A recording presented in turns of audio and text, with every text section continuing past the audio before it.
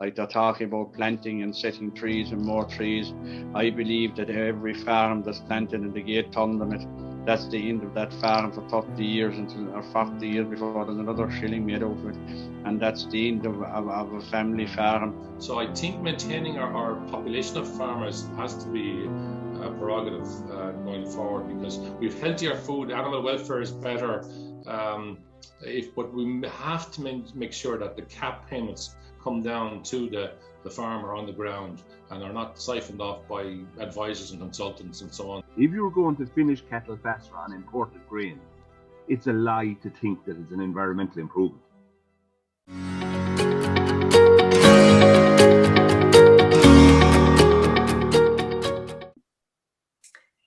This week, climate change is very much in the news headlines. The UN-sponsored climate change conference known as COP26 is taking place in Glasgow. And on Thursday, the government finally published its long-awaited climate action plan that was promised in the programme for government.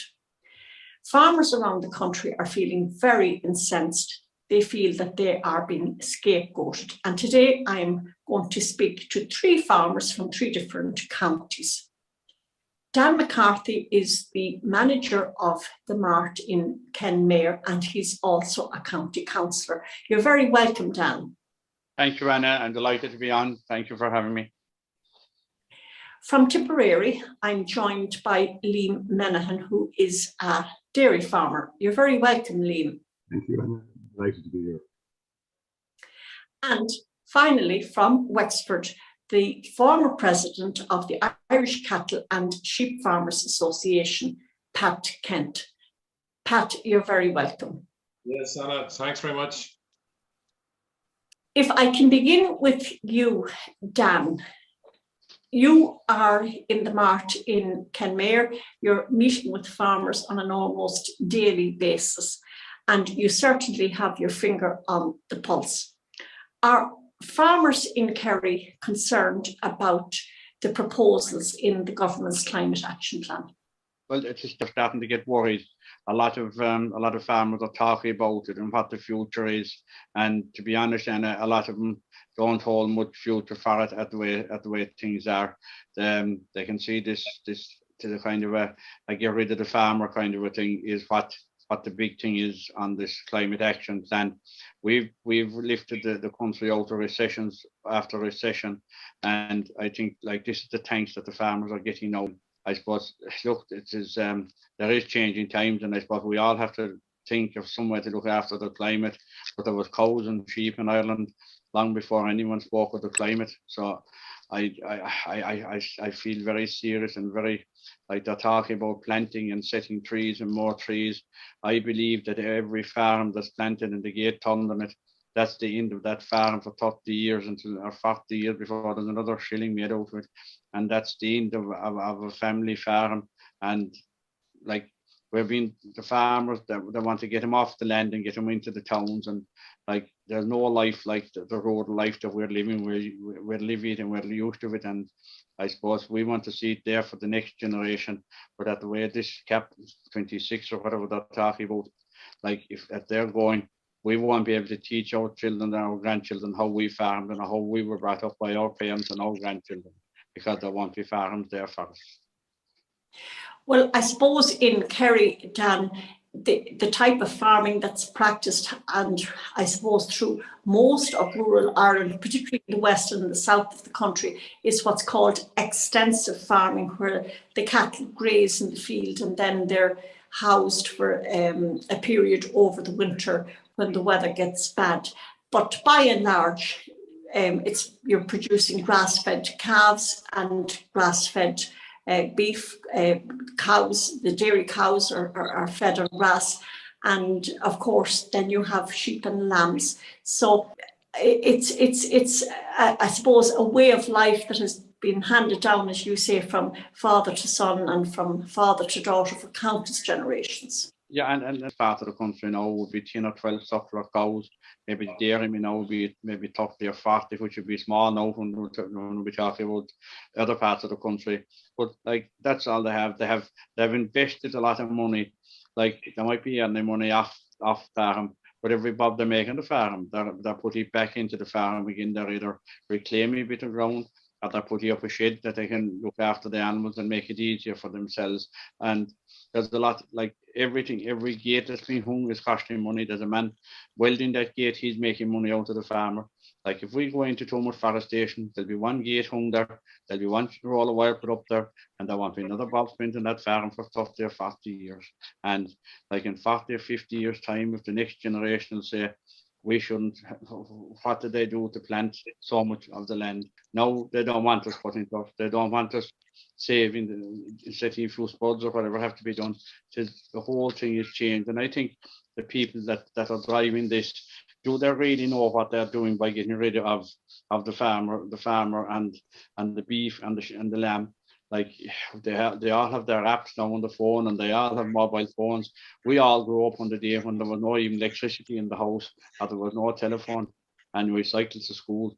I think a lot of the people that are putting up this thing, if they had to go through maybe what we had to go through, walk and cycle to school 5 and 6 miles, come home in the evening, do an evening's work, go out in the morning and bring in the bit of kindling to start the fire to boil the kettle.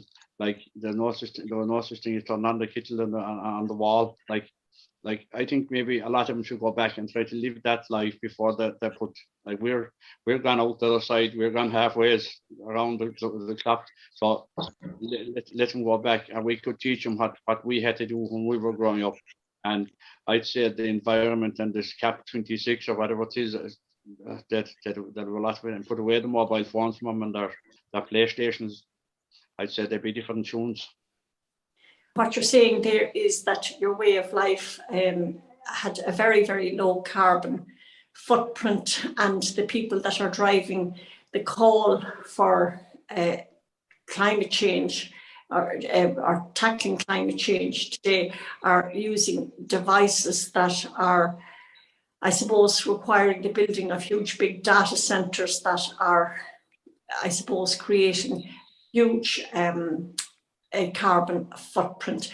We'll come back to you in a little while, Dan. Thank you very much for that. Liam, if I can go to you, you're dairying in County Tipperary. Tell me a little bit about your enterprise. Well, Tipperary is a big county, and there's a lot of farms in Tipperary similar to what Danny's talking about in Kerry. Maybe the scale is a little bit bigger, but when you get to the dairy industry in Tipperary is growing fast. It's not that the number of cows are increasing, but productivity is increasing a lot. There's going to be big changes coming down the road with this agreement, and it'll be interesting to see when all is said and done, which farmers get the favourable nod from the Minister for Agriculture when it comes to dividing out what's left after they've sold out to McCarthy and 𝗖𝗹𝗶𝗺. I noticed on the front page of this week's Farmers Journal, the Minister for Agriculture is saying that he will be bringing in measures or incentives for farmers to finish cattle within 24 months and slaughter them at that stage. Tell me a little bit about the environmental impact of that and the effect it will have on tackling climate change.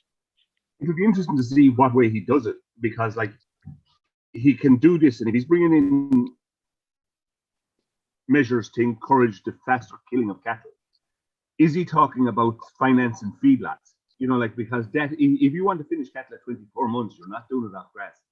You're doing it off imported grain, which is counterproductive. It's actually a lie to think it's an environmental issue.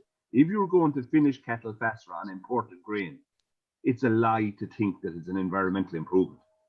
So basically what's happening is that the cattle are in feedlots if they're going to be slaughtered within the 24-month period.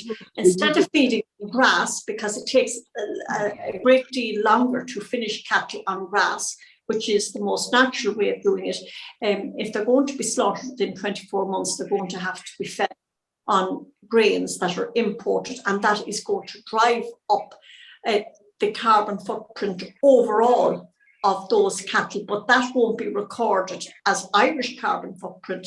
It'll be recorded in whatever country is producing the grain and shipping it over here. That would look like a possible scenario. Like, I don't know what's going to happen, but that does look like a possible scenario that if they're going to kill cattle at 24 months and they're going to feed them powder milk, which is made from palm oil, and they're going to feed them soybean from Brazil, and they're going to feed them maize from America, how that is environmentally better, I do not know. Like, it just does not make sense. Strikes me that sometimes the people that are writing up these regulations and rules actually haven't got a clue about farming and the way it works. Well, I don't think it's that they haven't got a clue. I think they have a different agenda. I think realistically, this whole climate thing and farming, are we being sacrificed so that the carbon credits can be given to somebody else? Like, it just doesn't make sense to think that it's an environmental issue if they're going to force us to do that. It's nothing got to do with the environment. It's about to do with a paper exercise, and it's just a game, and it's the game we're being dealt. But it isn't a game, like, it has nothing got to do with the environment. Liam, I will come back to you. Pat, if I can go over to you now in Wexford. Pat, tell me a little bit about your farm enterprise. And we just run mainly pasture and sheep and cattle. That's the main thing we do. And we buy in very little grain, the minimum amount of grain just necessary. And we produce some pedigree purebred cattle and sheep also. So we're very involved in the breeding and maintaining good genetic characteristics. So we're very interested in that field as well. So also managing pasture, we're very innovative in how we rejuvenate pasture as well by adding seed at certain times of the year and so on.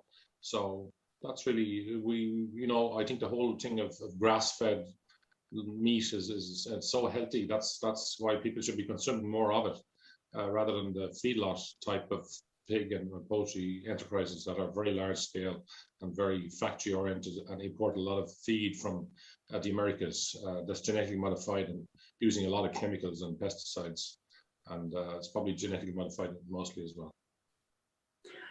Pat, as former president of the Irish Cattle and Sheep Farmers Association, you really have a bird's eye view of what actually happens at government level.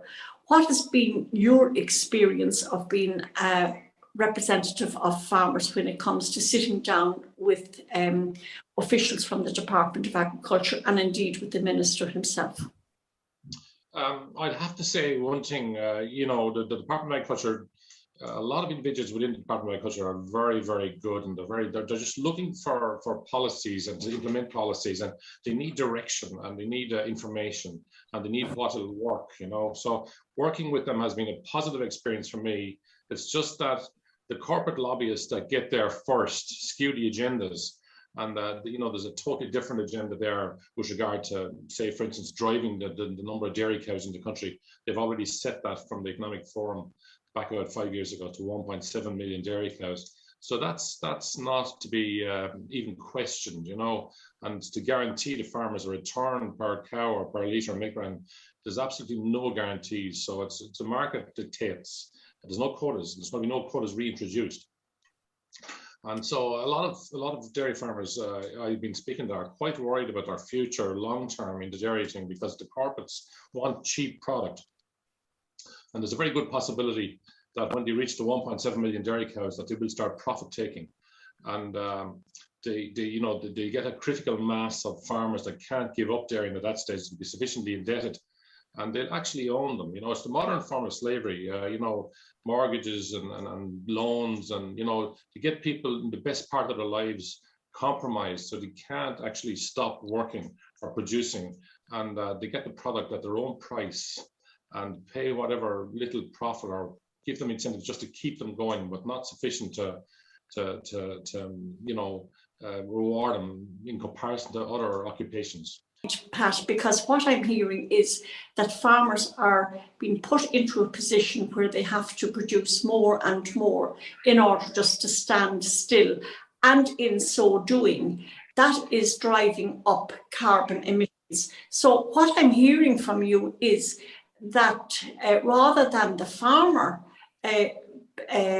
being blackguarded, as it were, for the country's increased carbon emissions, really it should go back to the corporate bodies that are driving this, and these are the ones that we should be, I suppose, tackling head on in the media rather than scapegoating the farmers. Would I be right in saying that?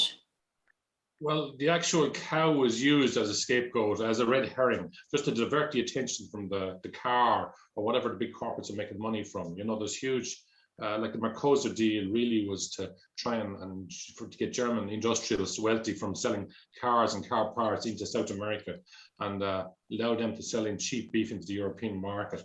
That would undermine our farmers because we don't have the scale and we have the higher costs here because the winters are longer and so on. So the Brazilians are just massive, very large scale, and they just plunder the rainforests. They just burn them literally because you know, that's what they do. And it's devastating what they're doing down there to increase their beef production if they can get access to doing it on the behest of corporate lobbyists and so on that want to sell soybean to the Chinese or maybe even here into Europe. And this product is fueled by, you know, the big multinational corporations, you know, selling genetically modified seeds and so on. So, and it also compromises human health because these products are very bland, nutrient deficient products that, you know, once they're in the food, people are perpetually hungry and they're going to eat more, and they're not nourished properly. So they become obese because they're eating too much carbohydrates and sugars. Because if you watch the trends in America, they come here, they usually come somewhere other than Ireland first. You know, they come to New Zealand or the Australasia areas, and then they come here. And we're at it now that we're doing what America done probably 10 years ago, you know. That's the same with a lot of the agriculture as well. They try and industrialize it to the maximum so the corporates benefit the most, and the actual farmer becomes a slave. And I'd say, you know, even the consumer becomes a slave also because they're consuming nutrient deficient, highly processed food, ultra processed food, which result that, you know, they're on a chain of spending more and more on supplements and pharmaceuticals. There's no educational program for the kids to educate them into being healthy. And that's a huge area that we need to highlight. Pat, could you describe for me what farming in Ireland would look like if we were to see farming in harmony with the environment and controlling our carbon emissions?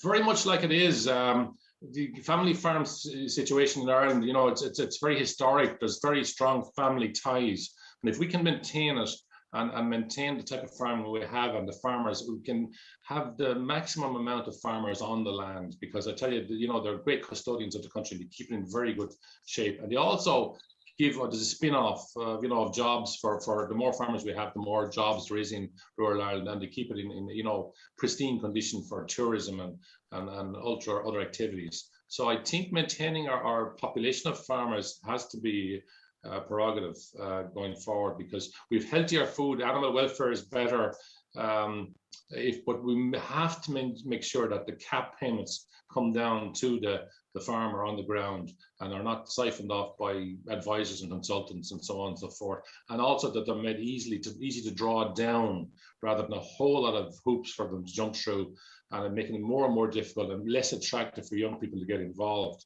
We just have to maintain our cohort of farmers. And I think, you know, the situation in America, they just bulldozed out the fences, and they just built 3,500 cow units, massive big factory type farms.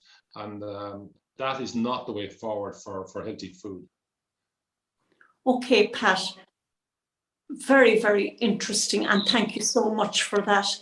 Dan, if I could go back to you, Pat there has picked up on a topic that you mentioned at the outset, the loss of our young people to farming. Just to finish up, Dan, do you see any hope that young people will be attracted into farming? Well, I suppose it is up to the generation and the government that's there at the moment, that we give encouragement to the younger generation of farmers coming up to keep the tradition and keep the family farm alive in the country, and like if we don't encourage them from an early age, they'll go back and they'll go like I've said earlier on, they'll be on the laptop and they'll be on the every other kind of a thing. I think there's nothing nicer than to see a couple of youngsters. I had my own 2 grandchildren up at the shed this morning with me, and to see them take you out to fish the nuts and they give them to the cattle, and the cattle eat them out of their hand.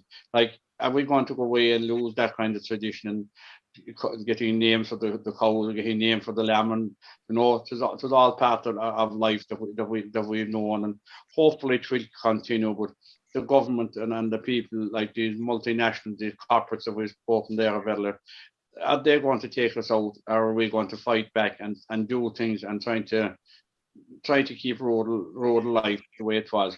Like with the tourism, we're totally, the tourists is a big part of Ireland, a big part of our country, and they come here.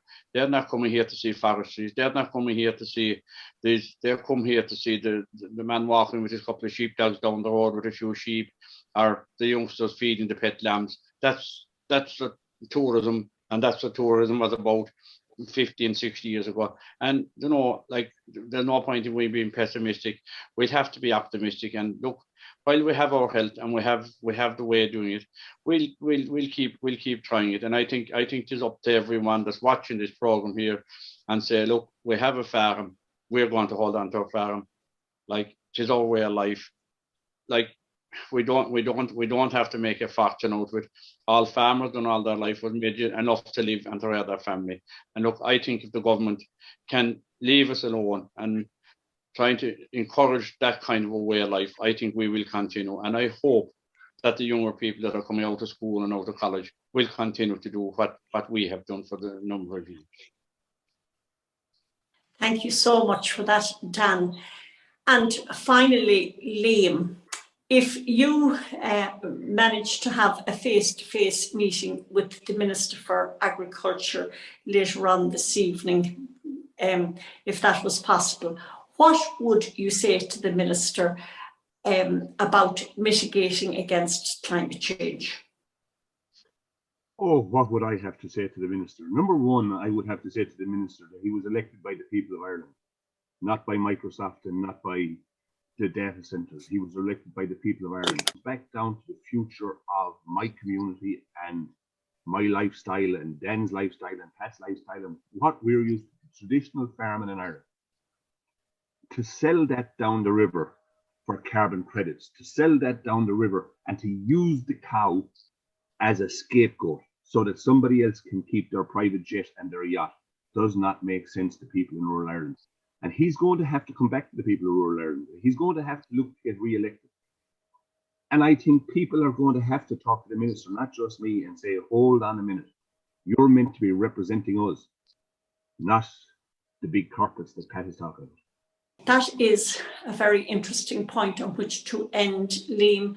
What you're saying there is that the cow is not to be scapegoated, so that some wealthy individual is able to fly his private jet. And indeed, we had more than 400 private jets fly into Glasgow last weekend for the start of the COP26 summit, which is, I suppose, a great contradiction in terms.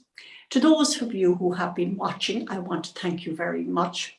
𝗵𝗶𝗺 Media is a new news platform that has been established by myself and Dr. Finbar Markey. We'll never ask you for money, but we do ask you please to go to our Facebook page and to subscribe to it.